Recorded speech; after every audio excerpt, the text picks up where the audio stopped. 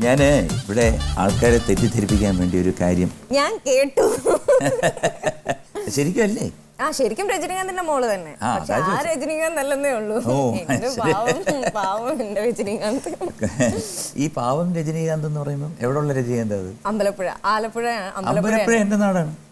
എന്റെ നാടും അമ്പലപ്പുഴയാണ്. ശരി. അപ്പൊ നിങ്ങളെയൊക്കെ തെറ്റിദ്ധരിപ്പിച്ചതിന് സോറി ചോദിക്കുന്നു. ചക്കപ്പഴം സീരിയലിലെ ഏത് കഥാപാത്രമാണ്? പൈങ്കിളി. പൈങ്കിളി. പൈങ്കിളി എന്ന കഥാപാത്രത്തെ അവതരിപ്പിക്കുന്ന ശ്രുതിയാണ് ഇന്ന് നമുക്ക് ഇവിടെ നമ്മുടെ അതിഥിയായിട്ടും മത്സരാർത്ഥിയായിട്ട് വന്നിരിക്കുന്നത്. ഒട്ടും സമയം കളയാതെ തുടങ്ങാം. കാരണം ഓട്ടംതുള്ളൽ, പ്രസംഗം, പാട്ട്, കവിത എന്ന് വേണ്ട പിന്നെ ഞെട്ടിക്കുന്ന ചില അനുഭവ കഥകൾ. Okay, welcome to the seat. Okay, അപ്പം എന്തൊക്കെയാണ് ഹോബീസ് ശ്രുതിയുടെ? ഡാൻസിങ് ആണ് ഹോബി. ഓട്ടംതുള്ളൽ അത് നമ്മള് സ്കൂളിൽ പഠിക്കുമ്പോഴത്തേക്കും ഞാൻ സ്കൂളിൽ ഒരു പ്രോഗ്രാം ഉണ്ടായിരുന്നു. ഈ കേരള പിറവിക്ക് ഓട്ടംതുള്ളൽ ചെയ്യാൻ പറ്റുമോ? നമ്മൾ അമ്പലപ്പുഴക്കാർക്ക് ഇങ്ങനെ ഇതൊക്കെ ഉള്ളതാണല്ലോ. അപ്പം ഞാൻ ഇത് പഠിച്ചിട്ടില്ല, കണ്ടിട്ടുള്ളതേ ഉള്ളൂ. അപ്പം ഞാൻ അവിടുത്തെ ആശാനുണ്ട്, അപ്പൊ കണ്ണച്ചേട്ടൻ്റെ അടുക്കെ ചെന്നിട്ട്, സുരേഷ് വർമ്മ, കണ്ണച്ചേട്ടൻ്റെ അടുക്കെ ചെന്നിട്ട് ഞാൻ ചോദിച്ചു പഠിപ്പിക്കുമെന്ന് ചോദിച്ചു. അപ്പൊ എന്റെ ചെറിയച്ഛൻ്റെ ഫ്രണ്ടാ. അപ്പൊ ചേട്ടൻ പറഞ്ഞു ഇങ്ങനൊന്നും വന്ന് ഓട്ടംതുള്ളൽ പഠിക്കാൻ പറ്റത്തില്ല, ഇത് പ്രോഗ്രാം അവതരിപ്പിക്കാൻ പറ്റത്തില്ലെന്നുണ്ട്. ഞാൻ ഓടിച്ചു വിട്ടു. അപ്പൊ ചേട്ടന്റെ ശിഷ്യയുണ്ട്, മാളു ചേച്ചി, നമ്മുടെ ഇതാ ചേച്ചി പഠിപ്പിച്ചിട്ടാണ് അങ്ങനെ ഓട്ടംതുള്ളൽ കയറി. അത് ഒരുക്കണമെങ്കിൽ ഇവർക്ക് മറ്റേ ചാലിച്ച ചമയമാണല്ലോ. അപ്പൊ അതിന് കണ്ണച്ചേട്ടനാ വന്നേ. അപ്പൊ ചേട്ടൻ പോയില്ല ഒരുക്കിയിട്ട്. ഇതെന്താ ഇവള് കാണിക്കണേന്ന് അറിയാമെന്ന് പറഞ്ഞ് നോക്കി. പക്ഷെ ചേട്ടൻ അത് ഇഷ്ടപ്പെട്ടു. എന്നിട്ട് പിന്നെ ചേട്ടൻ എന്നെ പഠിപ്പിച്ചെന്ന് വെച്ചാൽ ബേസിക് തൊട്ടല്ല, നമ്മള് കുറെയൊക്കെ ഞാൻ ഇതിൽ നിന്ന് പഠിച്ചത് കൊണ്ട് പിന്നെ ഞാൻ അങ്ങനെ ഡിസ്ട്രിക്ട് പോയി ഫസ്റ്റ്. അതിന്റെ ആദ്യത്തെ ശ്ലോകം പാടാം. കുംഭീന്ദ്രൻ പോലെ വക്രം കുടവയറുമിയെന്നോരു ചാരുസ്വരൂപം, മുൻപിൽ ശ്രീ പാർവതിക്കും ശിവനുമിയ പിറന്നോരു ഓമലുണ്ണി ഗണേശ, വന്ദിച്ചുള്ളോരു വിഘ്നം തവ പദകമലം സന്തതം കൈതൊഴുന്നേ.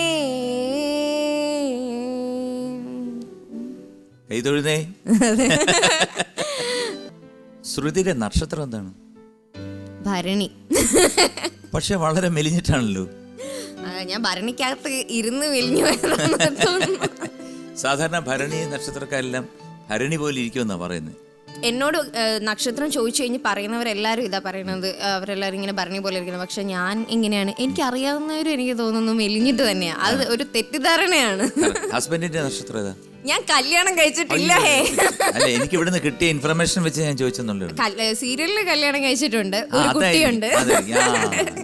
ഇതില് ചക്കപ്പഴത്തിൽ എനിക്കൊരു മോനുണ്ട്, ഒരു 3 വയസ്സുള്ള കുട്ടിയൊക്കെ അമ്മയായിട്ട്. ഞാൻ ആ ഓർമ്മയിൽ ആരോ പറഞ്ഞു ഇങ്ങനെയാണ്. അപ്പം സ്നേഹിക്കുന്ന ആളുടെ നക്ഷത്രം എന്താണ്? ഇല്ല ഇല്ല, അങ്ങനെ ചോദിച്ചത്. അതന്നെ, അങ്ങനെ ഒരാളില്ല. നക്ഷത്രം ഇല്ലാത്ത ആളെ ഒരിക്കലും സ്നേഹിക്കരുത്. അതാ പറഞ്ഞ, അതുകൊണ്ട് സ്നേഹിക്കുന്നേ. അതോ മോശപ്പെട്ട നക്ഷത്രം വല്ലതും ആണെങ്കിൽ പറയാൻ മടിക്കുന്നതാണോ? അല്ലല്ല, അങ്ങനെ ഒരു ആളില്ല താത്കാലികമായി. ഭയങ്കര ബോറാണ് കേട്ടോ, കാരണം ഒരാള് വേണം. അതെ, അതിനിപ്പോ വീട്ടുകാര് നോക്കാന്ന് പറഞ്ഞു. പക്ഷെ എനിക്കറിയാം. എന്നാ പറയും കേക്കട്ടെ. അമ്പലപ്പുഴയല്ല പുള്ളിയുടെ വീട്. അല്ലാന്നോ? തതയുവ എങ്കിയാണ്. എനിക്കറിയായിരുന്നു ഇങ്ങനെ വരുമെന്ന്. അല്ല, ഇല്ല, അങ്ങനെ ഒരാളില്ല. ഉണ്ട്, കാരണം എനിക്ക് ഈ മുഖലക്ഷണം നോക്കി പറയാൻ അറിയാം. എന്നാ പിന്നെ പറഞ്ഞോ, ഞാൻ ഇങ്ങനെ ഇരിക്കാം. ഉണ്ട്. ഇല്ല. 2000 അല്ലേ? 4000. 4000 എപ്പോഴും ഓർമ്മ അതാണല്ലേ. ഞാൻ വിചാരിച്ചു എന്റെ അക്കൗണ്ടിലുള്ളത് ഇനി കുറച്ച് പറയാം. മറ്റേത് 2000, അത് ഞാൻ പറഞ്ഞല്ലോ കറക്കി കുത്തി. 2000 നമ്മൾ എടുത്തിട്ട് പൂട്ടിയിരിക്കുന്നത്. പക്ഷെ എനിക്കൊരു കാര്യം, അത് പറയുന്നതിന് മുമ്പ് ഒരു ചോദ്യം ചോദിക്കാനുണ്ട്. പറയുമല്ലോ? അറിയാവുന്നതാണെങ്കിൽ. നമ്മുടെ സ്വന്തമാണെങ്കിലും എടുക്കുന്നത് മറ്റു ചിലരാണ്, പിന്നീട് നമുക്ക് സ്വന്തമാവും. എന്താണത്? നമ്മുടെ സ്വന്തമാണ്, പക്ഷെ എടുക്കുന്ന മറ്റൊരാളാണ്, പിന്നെ നമുക്കത് സ്വന്തമാകത്തുള്ളൂ. എടുക്കുന്നത് മറ്റൊരാളാണ്, പിന്നെ നമുക്കത് സ്വന്തമാവുള്ളൂ. നമ്മുടെ സ്വന്തം സാധനം തന്നെ. നമ്മുടെ സ്വന്തമാണ്. ആ കുഞ്ഞ്. ഏത് കുഞ്ഞ്? നമ്മള് അല്ലേ? എവിടുത്തെ കുഞ്ഞ്? അല്ല, നമ്മൾ കുഞ്ഞ്, അതായത് നമ്മൾ പ്രസവിച്ച് കഴിയുമ്പോ എടുക്കുന്ന ആദ്യം ഡോക്ടർ അല്ലേ, അത് കഴിഞ്ഞിട്ടല്ലേ നമുക്ക് തരുള്ളൂ. അത് കല്യാണം കഴിക്കാത്തതിന്റെ കുഴപ്പമായിട്ടോ, ഞാൻ പറഞ്ഞിട്ട് കാര്യമൊന്നുമില്ല. കാരണം ഞാൻ சொல்லிட்டு കൊച്ച് ഇപ്പം പ്രസവിച്ച് വീഴുന്ന കൊച്ചെന്ന് പറയുന്നത് അത് എപ്പോഴും സ്വന്തം തന്നെ ആണല്ലോ. വയറ്റിൽ കിടക്കുമ്പോഴും സ്വന്തമല്ലേ. സ്വന്തമാണ്, അതിനെ നമ്മുടെ സ്വന്തമാണെങ്കിലും അത് പിന്നെ നേഴ്സ് അങ്ങോട്ട് എടുത്ത് തരുന്നുള്ളല്ലോ. അങ്ങനല്ല, ഞാൻ പറയട്ടെ. പറഞ്ഞോ. ഫോട്ടോ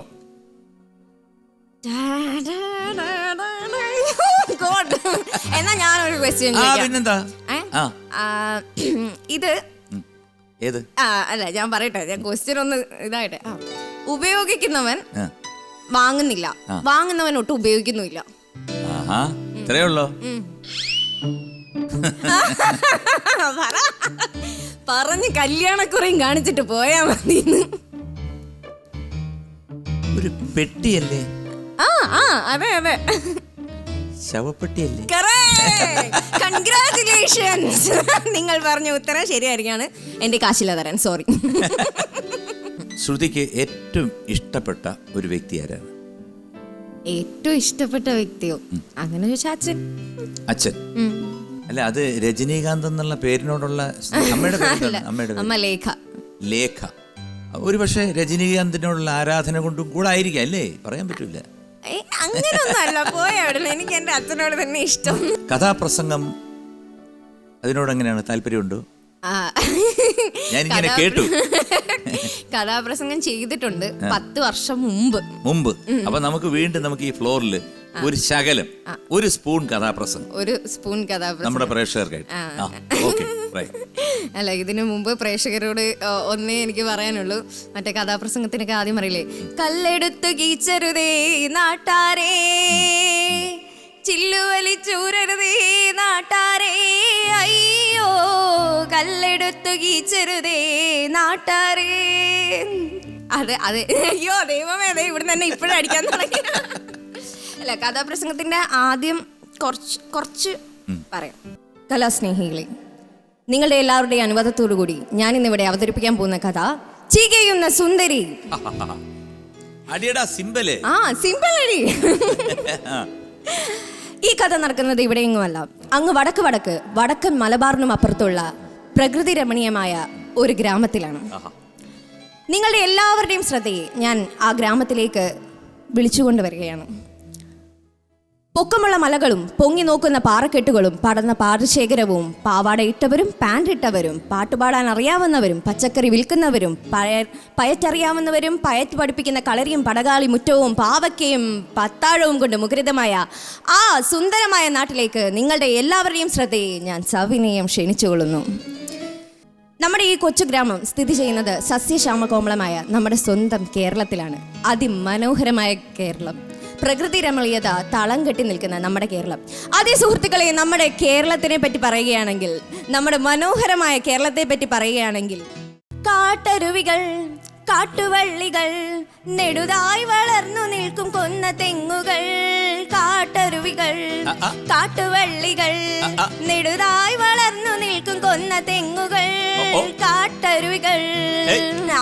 അങ്ങനെയുള്ള മലബാറിൽ ഒരു കൊച്ചു ഗ്രാമമുണ്ട്. ആ ഗ്രാമത്തിന്റെ പേരാണ് പൊന്നിയം. പൊന്നിയം ഗ്രാമത്തിൽ അല്ല, ഇത് ആക്ച്വലി ചെയ്തു പോയി പോയിക്കൊണ്ടായിരിക്കും. സൂപ്പർ ആയിട്ടുണ്ട് കേട്ടോ. ഇത് കഥാപ്രസംഗം എന്ന് പറഞ്ഞാൽ കുഴപ്പമെന്ന് പറഞ്ഞാൽ പറഞ്ഞോണ്ടിരുന്ന അങ്ങ് പറഞ്ഞോണ്ടിരിക്കും. ഇതിന് ഒരു മണിക്കൂർ ഉണ്ടാവും. എന്നുവെച്ചാ ഇത് ഒരു മണിക്കൂർ ചെറുതായിട്ട്. ഈ അമ്പലപ്പുഴ ബ്രദേഴ്സ് കേട്ടിട്ടില്ലേ? ഈ നാഗസ്വരത്തിന് ഒരു സംഭവം ഉണ്ട്. അതായത് പണ്ട്, ഇപ്പൊ എല്ലാം മറ്റേ ശ്രുതി വെച്ചിട്ടാണ്. വിട്ടൂതി വിടാതൂതി എന്നുണ്ട്. അതെ, വിട്ടൂതി എന്ന് പറഞ്ഞു കഴിഞ്ഞാൽ നാഗസ്വരം വായിക്കുന്നതാണ്. ഇതിന് ശ്രുതി കൊടുക്കുന്ന ഒരാളുണ്ട്. അയാളുടെ അവസ്ഥ ഞാൻ കണ്ടിട്ടുണ്ട്. ഈ അമ്പലപ്പുഴ അമ്പലത്തിന്റെ ഉത്സവത്തിനൊക്കെ ഇരിക്കുമ്പോൾ അയാൾ ഇത് വെച്ചിട്ട് മൊത്തം പിടിച്ചോണ്ടിരിക്കണ ഈ 3 മണിക്കൂർ എന്ന് പറഞ്ഞ പോലെയാണ് ഈ വിടാതൂതിയാണിത്. കാരണം 1 മണിക്കൂർ അങ്ങ് പോകും, ഒരൊറ്റ അടിക്ക് പോകും. ശ്രുതി, ചോദ്യത്തിന് സത്യസന്ധമായിട്ടുള്ള ഉത്തരം നൽകണം.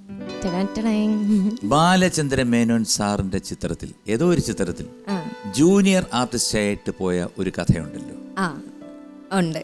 എന്തായിരുന്നു അത്? ആദ്യം എൻ്റെ ഫസ്റ്റ് മൂവി അതാണ്. ഏറ്റവും ഇഷ്ടപ്പെട്ട മറ്റേ തമിഴ് സിനിമയിൽ നിന്ന് ഒളിച്ചോടിയ ഒരു രംഗം അവരിങ്ങനെ വിഷ്വലൈസ് ചെയ്ത് പാവം കുട്ടി രക്ഷപ്പെട്ടല്ലോ എന്ന് പറഞ്ഞു. അതെ. അതിനുശേഷം സിനിമയിലൊക്കെ അഭിനയിച്ചിട്ടുണ്ടോ? ആ, ചെയ്തിട്ടുണ്ട്. ഏതൊക്കെ സിനിമയാണ്? ഞാൻ അതിനുശേഷം പിന്നെ ചെയ്യുന്നത് നസീറിന്റെ റോസി എന്ന് പറയുന്ന ഒരു മൂവിയാണ്.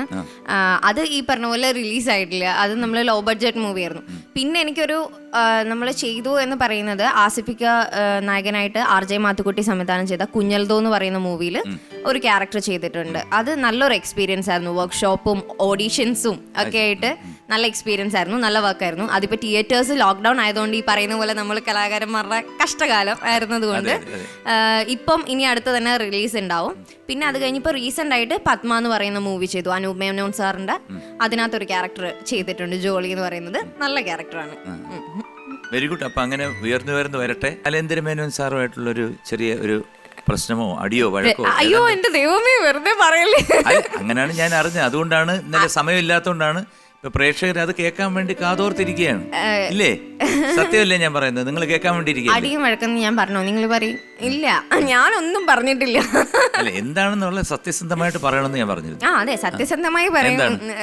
അത് എനിക്ക് അതിനകത്ത് ഒരു ക്യാരക്ടർ റോൾ ഉണ്ടെന്ന് പറഞ്ഞിട്ട് നമുക്ക് അറിയാവുന്ന ഒരു ആളാണ്. നമ്മളിങ്ങനെ ഓഡീഷൻസ് ഒക്കെ ഇങ്ങനെ അറ്റൻഡ് ചെയ്തുകൊണ്ടിരിക്കുകയാണ്. അപ്പോൾ ആ സമയത്താണ് ഇങ്ങനെ എൻ്റെ തന്നെ എനിക്ക് അറിയാവുന്ന ഒരു ചേട്ടൻ ഇങ്ങനെ വിളിച്ചിട്ട് പറഞ്ഞു, ഇതിനകത്ത് വേണ്ട പാവം ജീവിച്ചു പോയിക്കോട്ടെ.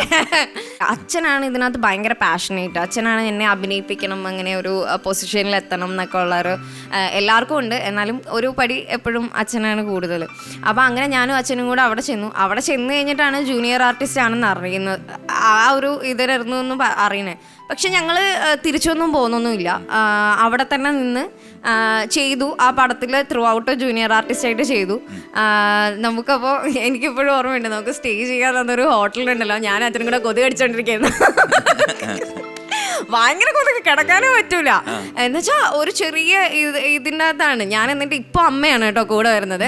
അപ്പൊ അമ്മ എന്നിട്ട് എന്നോട് പറയും, അച്ഛനോടാ നിനക്ക് സ്നേഹം കൂടുതൽ. ഞാൻ പറയും, കൊതുകടിയുള്ളവൻ അച്ഛനെ ഉണ്ടായിരുന്നുള്ളൂ, ഇപ്പൊ AC കിടക്കുമ്പോ അമ്മ. എൻ്റെ അമ്മേനോട് എപ്പോഴും പറയും. പക്ഷേ ലിറ്ററലി ഇറ്റ് ഹാപ്പൻഡ്. അച്ഛൻ്റെ ഒരു കഷ്ടപ്പാടും അത്രയും ഞങ്ങൾ സ്ട്രഗിൾ ചെയ്ത് വന്ന പീരീഡ് മൊത്തം ക്ഷമയോടുകൂടി. ഷൂട്ടിംഗ് ഉണ്ട്.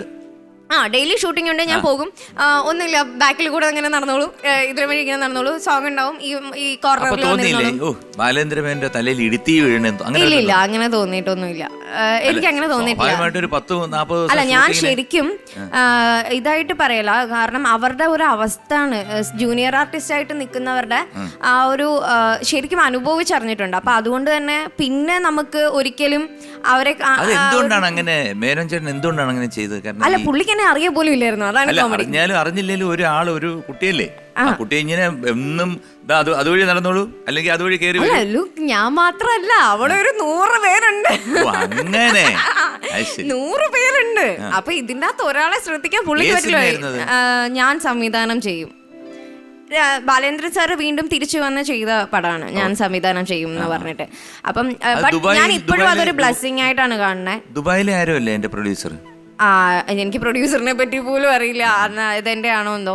അപ്പം പക്ഷെ ഞാൻ അതൊരു ബ്ലെസ്സിങ് ആയിട്ടാണ് കാണുന്നത്. കാരണം വീണ്ടും ഞാൻ ഒന്ന് സ്റ്റാർട്ടിങ് ആഗ്രഹിച്ചപ്പം സാറിന്റെ ഫ്രെയിമില് അറ്റ്ലീസ്റ്റ് ഇങ്ങനെ എങ്കിലും ഞാൻ സാറിന്റെ ഫ്രെയിമിലൂടെയാണ് വീണ്ടും വന്നത് എന്ന് എനിക്കൊന്നും അതിന്റെയൊക്കെ ഒരു ഐശ്വര്യം ഉണ്ടാവും കേട്ടോ. കാരണം സാറിന്റെ ഇതിൽ വന്നവരാരും പോയിട്ടില്ല എന്നാണ്. കാരണം ഞാനിവിടെ ഇരിക്കുന്നില്ലേ. എനിക്ക് തോന്നുന്നു മേനോൻ ചേട്ടൻ അമ്പലപ്പുഴക്കാരനല്ലേ? അതെ അതെ, അവിടെ ഉണ്ട്. അന്ന് ഞങ്ങൾ സംസാരിച്ചായിരുന്നു. സാറിന് ഓർമ്മയുണ്ടാവില്ല. അപ്പം സവാരി ഗിരിഗിരിയിൽ ഒന്നാമത്തെ ചോദ്യത്തിന് A2.5 എന്നാണ് ശ്രുതി പറഞ്ഞിരിക്കുന്നത്. ഉത്തരം ശരിയാണ്. Congratulations, very good. അപ്പൊ ശ്രുതിയുടെ കൂടെ ചക്കപ്പഴത്തില് കൂടെ ഉള്ള ഒരു അശ്വതിയോ? നാത്തൂന്. നമുക്ക് നാത്തൂനെ ഒന്ന് വിളിച്ചാലോ? പിന്നെന്താ, വിളിക്കാം, ഒരുമിച്ച് വിളിക്കാം. 1 2 3 4. നാത്തൂനേ. എന്തോ കഷ്ടപ്പെട്ട് പറയുന്നത് എന്തോ. അശ്വതി, വെൽക്കം ടു പറയാം നേടാം. ഞാൻ അശ്വതി അശ്വതിയുടെ ഒരുപാട് ഷോ ഞാൻ കണ്ടിട്ടുണ്ട്. ആദ്യം സുരാജിന്റെ കൂടെ അല്ലേ തുടങ്ങിയത്? അതെ അതെ അതെ. അപ്പൊ അങ്ങനെ പല ചാനലിലും കണ്ടിട്ടുണ്ട്, പക്ഷെ നമ്മൾ നേരിട്ട് കണ്ടിട്ടില്ല ഇതുവരെ.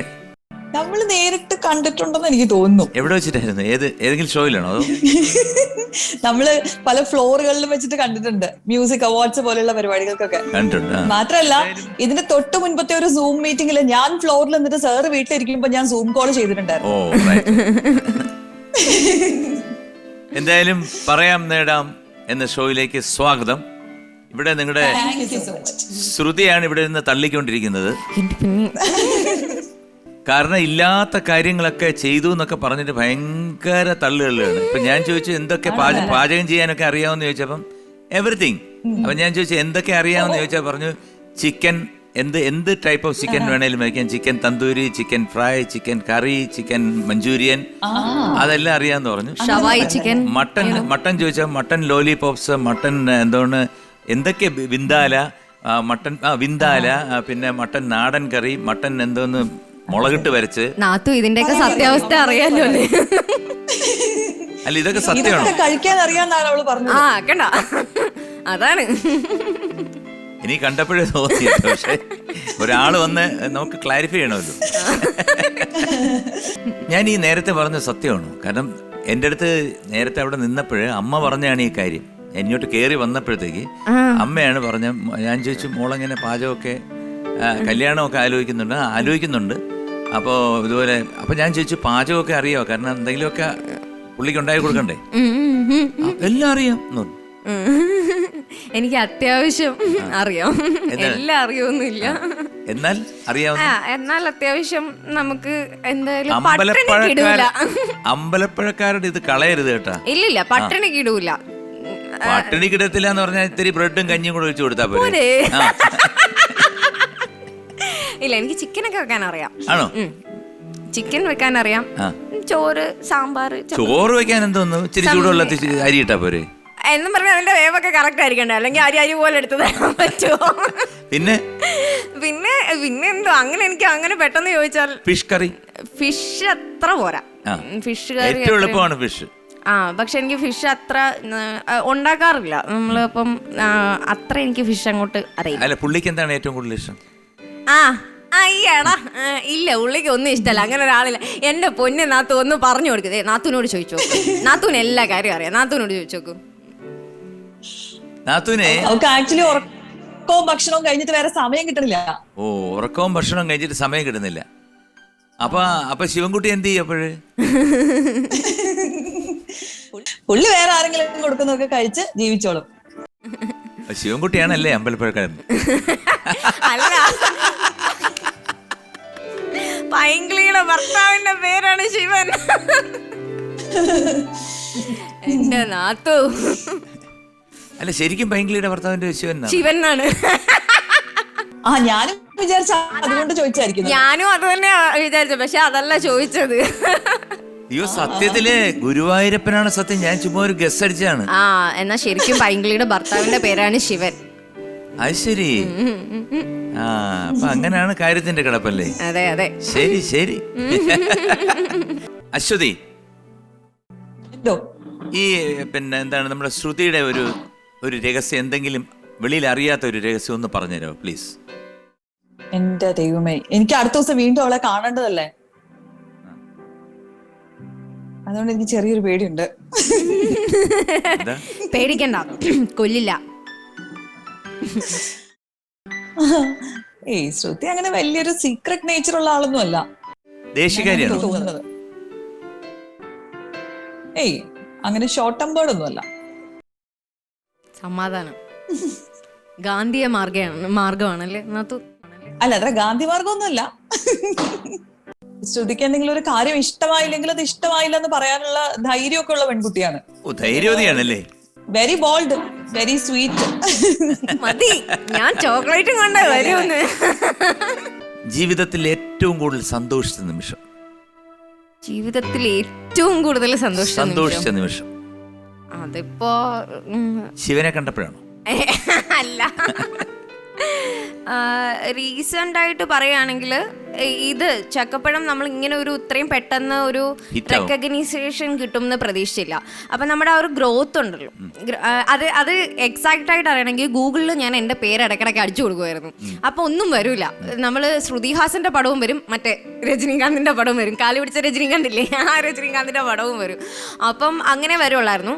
അതിൽ നിന്ന് മാറി മാറി ഇപ്പം പേരടിച്ചാൽ എൻ്റെ പേര് വരുമ്പം ഉണ്ടാകുന്ന ഒരു ഫീലുണ്ട്. അത് നമ്മൾ അത്രയും നാളത്തെ കഷ്ടപ്പാട് അതിനകത്ത് എനിക്ക് ലിറ്ററലി കാണാൻ പറ്റും. അത് ഭയങ്കര ഹാപ്പിനെസ് തരുന്ന ഒരു സംഭവമാണ്. ഏറ്റവും കൂടുതൽ സങ്കടം എൻ്റെ അനിയത്തി മരിച്ചതായിരിക്കണം. അനിയത്തി ഉണ്ടായിരുന്നോ? അനിയത്തി ഓൺ സിസ്റ്റർ അല്ല, പക്ഷെ ഓൺ സിസ്റ്ററിനെ പോലെയായിരുന്നു. അത് എനിക്ക് ഭയങ്കര ഹോണ്ട് ചെയ്യുന്ന ഇപ്പോഴും ഇതാകുന്ന ഒരു ഇൻസിഡന്റ് ആണ്. അത് അവള് മരിച്ചത് എന്നെ അറിയിച്ചിട്ടുണ്ടായിരുന്നില്ല, എല്ലാം കഴിഞ്ഞിട്ടാണ് എന്നെ അറിയിക്കുന്നത്. കാരണം ഞങ്ങൾ അത്രയും ക്ലോസ് ആയിരുന്നു. നമ്മൾ അങ്ങനെ ഡെയിലി കോൺവെർസേഷൻ ഒന്നുമില്ല, ബട്ട് അത്രയും ക്ലോസ് ടു ഹാർട്ട് ആയിരുന്നു. അപ്പം അതിന്റെ ഒരു ഇൻസിഡന്റ് ആണ് അത്രയും സങ്കടം ഇപ്പോഴും എപ്പോഴും ഉള്ള. ഓക്കെ, എല്ലാം വിധി, അല്ലാതെ വേറൊന്നുമില്ല. അതെ. കുറെ സിനിമകളിലൊക്കെ അഭിനയിച്ചു, ഇപ്പൊ ഒരെണ്ണം ഇറങ്ങാനുണ്ട്. ഇനി ആരുടെ കൂടെ അഭിനയിക്കണം എന്നാണ് ആഗ്രഹം? എനിക്കങ്ങനെ എല്ലാവരുടെയും കൂടെ അഭിനയിച്ചാൽ കൊള്ളാമെന്നുണ്ട്. അല്ല, നല്ല നല്ല പടങ്ങൾ ചെയ്യണം എന്ന് ആഗ്രഹമുണ്ട്. അതായത് നല്ല സ്റ്റോറിയുള്ള പടങ്ങൾ ചെയ്യണം എന്ന് ഭയങ്കര ആഗ്രഹമുണ്ട്. അതായത് ഈ നമ്മുടെ മനസ്സിൽ എപ്പോഴും നിൽക്കുന്ന ഒരു കഥാപാത്രം. ഭയങ്കര സെലക്റ്റീവ് ആണോ അതോ? ഒന്നുമല്ല, ഞാൻ ആ കഥയുടെ ഒരു ബേസ്, അല്ലാതെ നമ്മൾ ആരാണ് ചെയ്യുന്നതിനേക്കാൾ ഉപരി ആ കഥാപാത്രം എത്രത്തോളം നിൽക്കും എന്ന്. പിന്നെ സെലക്റ്റീവ് ആവാനും മാത്രം ഞാനായിട്ടില്ല. അപ്പൊ ഒരു കവിത കേട്ടാലോ നമുക്ക്? നോക്കാം എന്നുള്ളതേ ഉള്ളൂ. നീട്ടി അങ്ങ് കൊണ്ടുപോക്കളരുത്. ഇല്ല, ഞാൻ 2 വരിയിൽ നിർത്തും. 9 പേരവർ കൽപ്പണിക്കാർ, അവരോരമ്മ പെറ്റവരായിരുന്നു. 9 പേരും അവരുടെ നാരിമാർ 9 ഒന്നിച്ചു വാണിരുന്നു. കല്ലുകൾ ചെത്തിപ്പടുത്ത കൈകൾക്ക് കല്ലിനേക്കാളുറപ്പായിരുന്നു. നല്ല പകുതികൾ നാരിമാരോ കല്ലിലെ നീരുറവായിരുന്നു. നല്ല പകുതികൾ നാരിമാരോ കല്ലിലെ നീരുറവായിരുന്നു.